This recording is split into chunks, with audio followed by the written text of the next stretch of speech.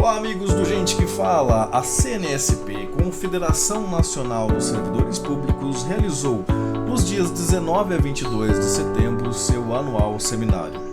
Estiveram presentes presidentes, vice-presidentes, conselheiros das entidades vinculadas ao CNSP e notáveis nomes de convidados para seus debates.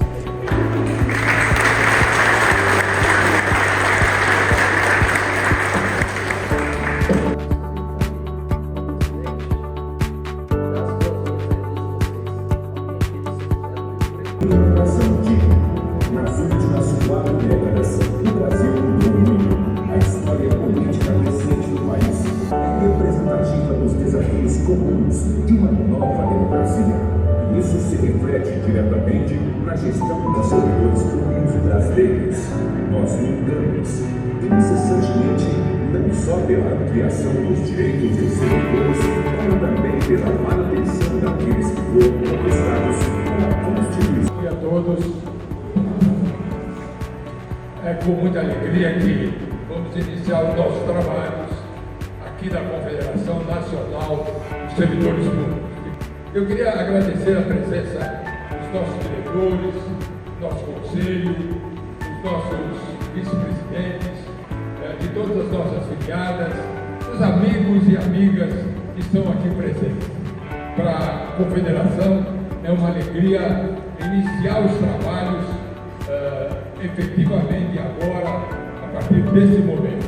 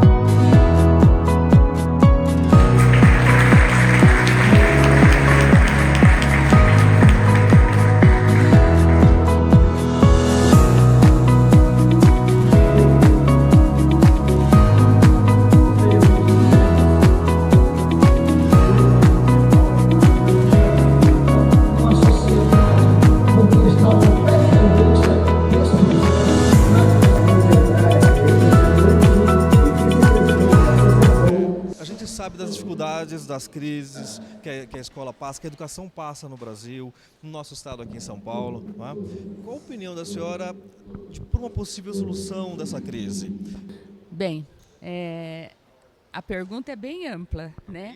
Então, e assim, a solução para isso também é uma coisa complicada, porque hoje, quando se fala em crise da educação, essa crise ela está relacionada, como disse aqui agora há pouco um professor que me antecedeu no debate, professor Chico Poli, a crise ela é feita de projetos, né? Feita de projetos. Então, e nós enfrentamos, nós professores, nós educadores, profissionais da educação, enfrentamos muitos desafios.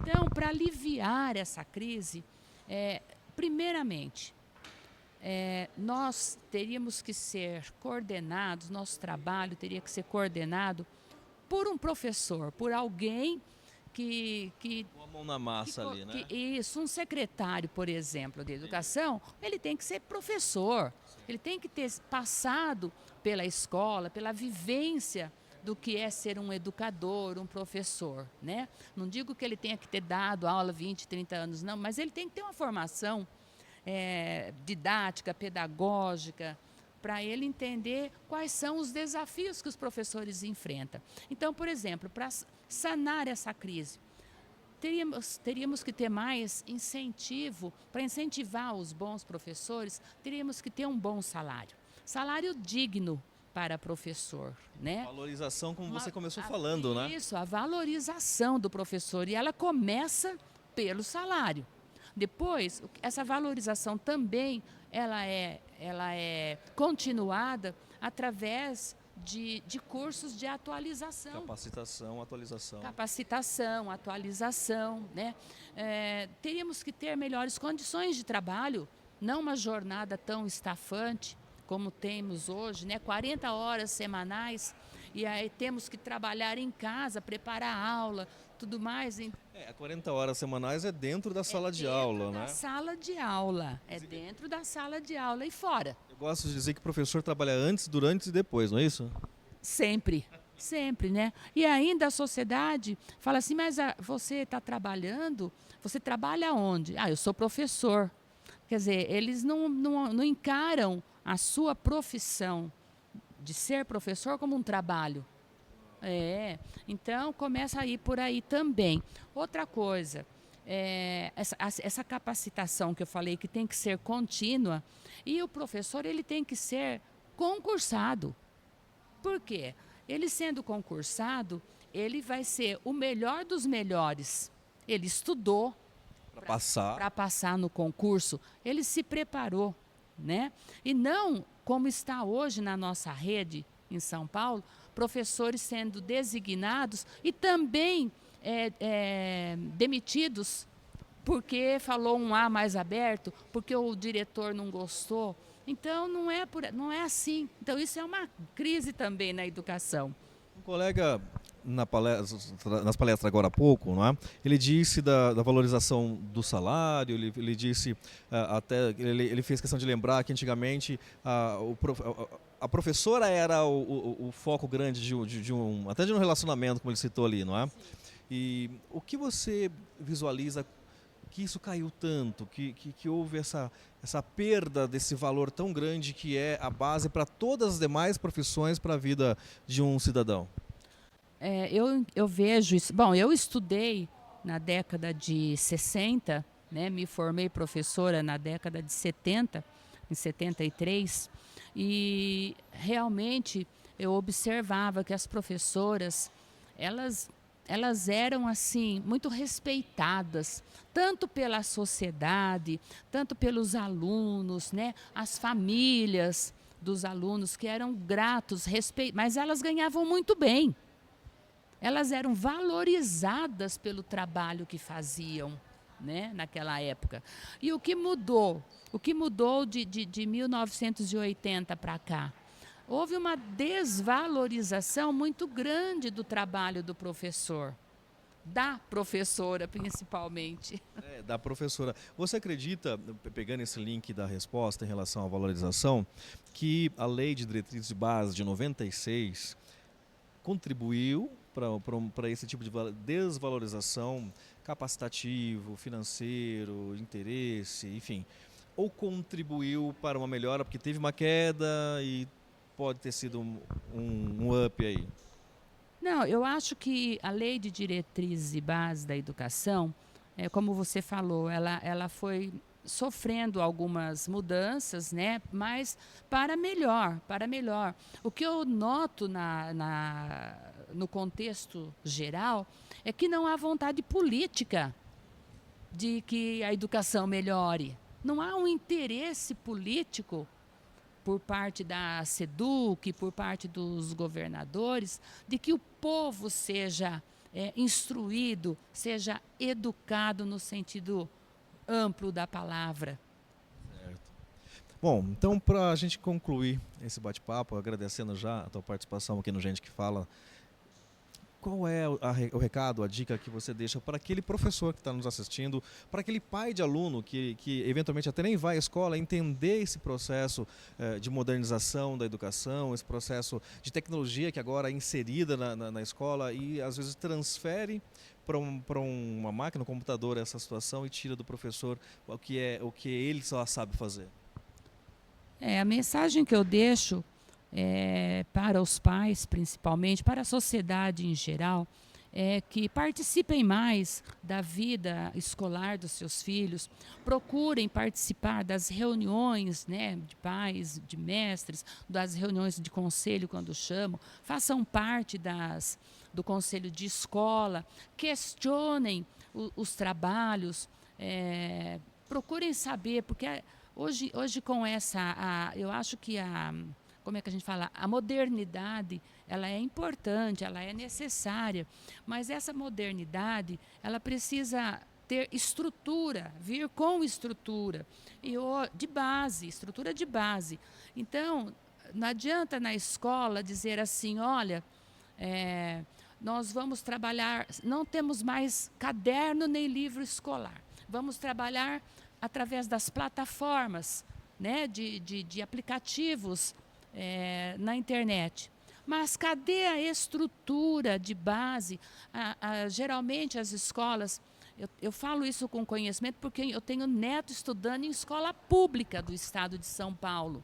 E através dessas plataformas, né? E já no 8º ano. Então ela diz assim, olha, avó, às vezes a professora começa a explicar o assunto que já vem pronto da SEDUC, já vem pronto através de slides, e cai a internet.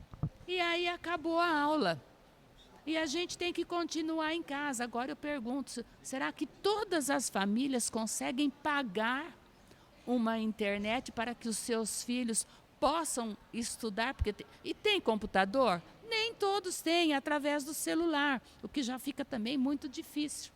É isso, meio termo, né? Quero agradecer muito a tua participação no Gente que Fala e que continue a discussão em casa, né? Vai à escola, vai acompanhar o teu filho, vai valorizar aquela pessoa que você confiou o estudo do teu filho, o futuro da tua vida, tá bom? Obrigado, professora.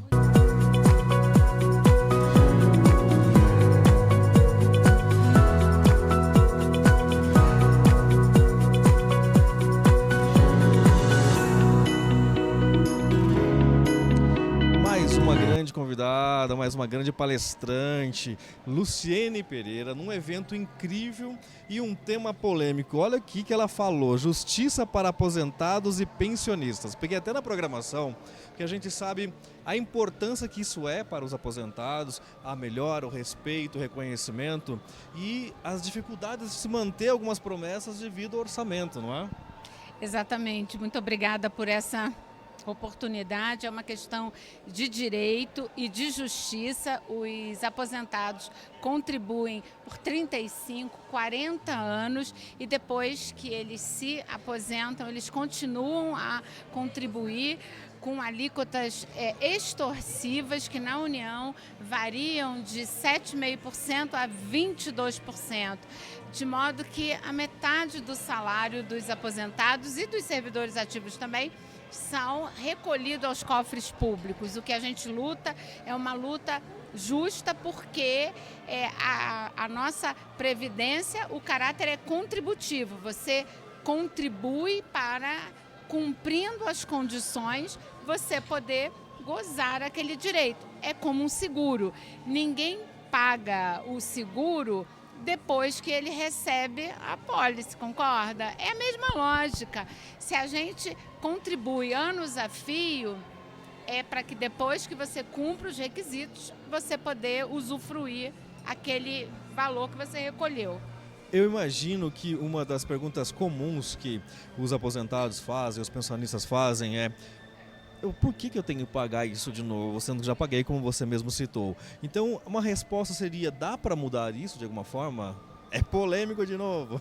Então, eles pagam porque a emenda 41 é uma emenda que tem uma lógica rentista, uma conta de chegada. Se tem um déficit histórico, porque no passado, antes da Constituição, não havia contribuição, a patronal dos nossos empregadores, eles não recolhiam, muitos estados e municípios ainda não recolhem, e os aposentados, eles não podem pagar por essas escolhas equivocadas do legislativo ou, em muitos casos, em que você tem a lei que exige a contribuição e muitos entes da federação não recolhem a cota patronal. É uma questão de fiscalização e de justiça. O judiciário tem que ser acionado para que esses estados possam recolher e criar os fundos adequados para honrar as aposentadorias. Agora, não é porque houve um erro dos estados e da União que os aposentados que contribuíram a vida inteira vão ter que contribuir mais. Nenhuma empresa que deixa de recolher a patronal, a cota patronal ao INSS, ela é perdoada, ela é inscrita na dívida, ela é cobrada, a União move ações pelo INSS, é a mesma coisa, os servidores têm que cobrar essa dívida dos estados. Uma pergunta que o pessoal de casa também deve estar fazendo, quem não tem tanta informação, apesar que está tudo na mão hoje, não é? Por que essa diferença de um estado para outro que gira de 7,5% a 22%? Não, essa foi a última reforma que a União criou, a contribuição extraordinária. A última reforma, ela foi uma reforma que o Congresso Nacional ele fez só para a União e deixou que cada estado aprovasse suas leis específicas. Esse é um problema sério porque eu fui funcionária do município do Rio de Janeiro, do estado do Rio de Janeiro, hoje eu sou funcionária da União. Eu vou me aposentar aqui na União. Se cada estado, cada município tem uma regra, fica muito complicado na medida em que os servidores eles migram de um ente da federação para outro, as pessoas fazem concurso e elas vão embora e se aposentam lá na frente. Então, é um problema do nosso direito constitucional a partir de 2019 que o Congresso, para não ter ônus político, ele resolveu aprovar uma reforma só para a União. Muito bem. Um dos temas, um dos assuntos que você abordou na sua palestra foi a deficiência financeira que a Previdência está com a dificuldade de dinheiro, está caindo, como você disse até um termo, daqui a pouquinho ele vai ficar mal das pernas, não é? E qual é o caminho que você vê dentro das possibilidades atuais de leis, de emendas, para que isso possa ter algum respiro? Bom, como eu disse na palestra, há várias previdências e o que nós temos é o regime geral, que é o INSS, que faz a gestão. Ele tem um déficit de mais de 300 bilhões, né? E é algo que a sociedade tem que fazer uma discussão sobre o que a nossa sociedade, com o nosso grau de desenvolvimento econômico, tem condição de honrar. Esse não é um debate fácil, mas o Congresso precisa fazer esse debate com a sociedade. Tá bom? Obrigado mais uma vez, sucesso em você.